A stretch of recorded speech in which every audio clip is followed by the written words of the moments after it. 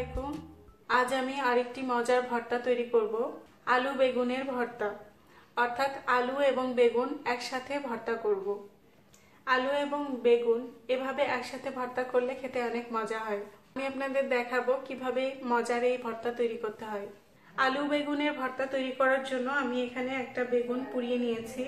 বেগুনটি প্রথমে পরিষ্কার পানি দিয়ে ভালোভাবে ধুয়ে নিয়েছি, তারপর পানিটা মুছে নিয়েছি।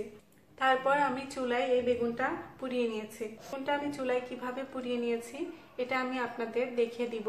একটি বেগুনের সাথে আমি পরিমাণ অনুযায়ী আলু নিয়েছি। আলুগুলো আমি একটি পাতিলে বেশি করে পানি দিয়ে সামান্য পরিমাণ লবণ দিয়ে ভালোভাবে সিদ্ধ করে নিয়েছি। আর তারপর আলুগুলো আমি ছিলে নিয়েছি। এখন আমি এই সিদ্ধ করা আলু এবং পোড়ানো বেগুন দিয়ে ভর্তা তৈরি করব। আর ভর্তা তৈরি করার জন্য আমার লাগবে পেঁয়াজ পাতলা করে কুচি করে নেওয়া মাঝারি সাইজের একটি, লবণ স্বাদ মতো, রসুন কুচি সামান্য, শুকনো মরিচ ভেজে নেওয়া 3টি, ধনিয়া পাতা কুচি পছন্দ মতো। ধনিয়া পাতা আপনি পছন্দ না করলে দেবেন না, কোনো সমস্যা নেই। আর অবশ্যই সরিষার তেল লাগবে পরিমাণ মতো। এখন আমি ভর্তাটি তৈরি করব, কিন্তু তার আগে আপনাদের দেখিয়ে দিচ্ছি এই বেগুনটি আমি কিভাবে চুলায় পুড়িয়েছি। এবার দেখাচ্ছি চুলায় সহজে কিভাবে বেগুন পোড়াবেন। চুলার উপরে এই ধরনের একটি স্টিলের স্ট্যান্ড বসাতে হবে। প্রথমে এ ধরনের স্টিলের স্ট্যান্ড যে কোনো ক্রোকারিজের দোকানে কিনতে পাবেন, দামও খুব কম। স্ট্যান্ড না বসিয়ে যদি সরাসরি বেগুনটা চুলায় দিই তাহলে চুলাটা জ্বলতেও সমস্যা হবে আর বেগুনটা ভালোভাবে পুড়বে না। এ কারণে স্ট্যান্ড বসাতে হবে। প্রথমে স্ট্যান্ডটা ভালোভাবে আমি বসিয়ে নিব, বেগুনটা এভাবে বসিয়ে দিব। এবার চুলা জ্বালিয়ে দিব। চুলার আঁচ মিডিয়াম রাখতে হবে। কিছু সময় পর পর বেগুনটা উল্টে দিতে হবে যেন বেগুনের চারপাশে ভালোভাবে পোড়া হয়। বেগুন ভালোভাবে উল্টে চারপাশে ভালোভাবে পুড়িয়ে নিতে হবে। সুন্দরভাবে পোড়ানো হয়ে গেছে বেগুনটা। যখন বেগুনটা চাপ দিলে এভাবে নরম হয়ে যাবে তখন বোঝা যাবে বেগুনটা ভেতরে ভালোভাবে পোড়ানো হয়ে গেছে এবং সিদ্ধ হয়ে গেছে। প্রথমে বেগুনটি আমাকে ছিলে নিতে হবে। পোড়ানো বেগুন ছিলে নেওয়া খুবই সহজ, আমি আপনাদের দেখিয়ে দিচ্ছি।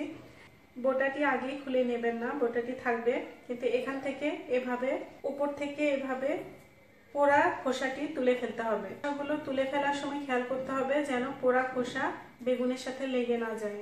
সুন্দরভাবে ছিলে নেওয়া হয়ে গেছে। বোটার এখানে ছিঁড়ে নিতে হবে।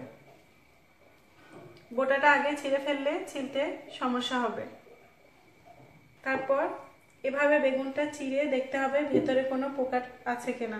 দেখে অনেক সময় উপর থেকে বেগুন দেখে বোঝা যায় না, কিন্তু ভেতরে পোকা থেকে যায়। কিন্তু বেগুন পোড়ানোর পর এভাবে চেক করলে আপনি বুঝতে পারবেন এই বেগুনে কোনো সমস্যা নেই, সুতরাং এটা দিয়ে আমি ভর্তা করতে পারবো। 3টি মরিচ দিচ্ছি।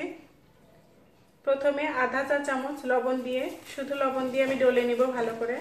এরপর 4 চামচের মতো তেল দিয়ে দিচ্ছি।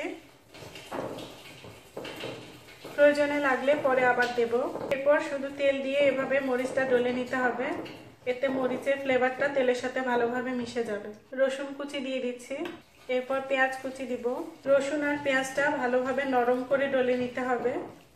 এরপর কিছুটা ধনিয়া পাতা কুচি দিয়ে দিচ্ছি আর 2 চা চামচ তেল দিয়ে দিচ্ছি। এবার আলুগুলো দিয়ে দিব। এবার সব একসাথে ভালোভাবে মাখিয়ে নিব। এই অবস্থায় লবণ টেস্ট করে দেখতে হবে। হয়ে গেছে মজাদার আলু বেগুনের ভর্তা। তৈরি হয়ে গেছে মজাদার আলু বেগুনের ভর্তা। আমার মায়ের রেসিপিতে তৈরি করা মজার এই ভর্তাটা অবশ্যই আপনাদের ভালো লাগবে। আপনারা নিশ্চয়ই বাসায় ট্রাই করবেন। গরম ভাতের সাথে দারুণ লাগে খেতে এই ভর্তাটি। আমার রান্না আপনাদের ভালো লাগলে আমার ভিডিওগুলোতে প্লিজ লাইক, কমেন্ট এবং শেয়ার করুন। আর আমার নতুন সব রান্নার ভিডিও আপডেট মেইলে পেতে চাইলে আমার চ্যানেলটি সাবস্ক্রাইব করুন। আমার ভিডিওটি দেখার জন্য অনেক ধন্যবাদ।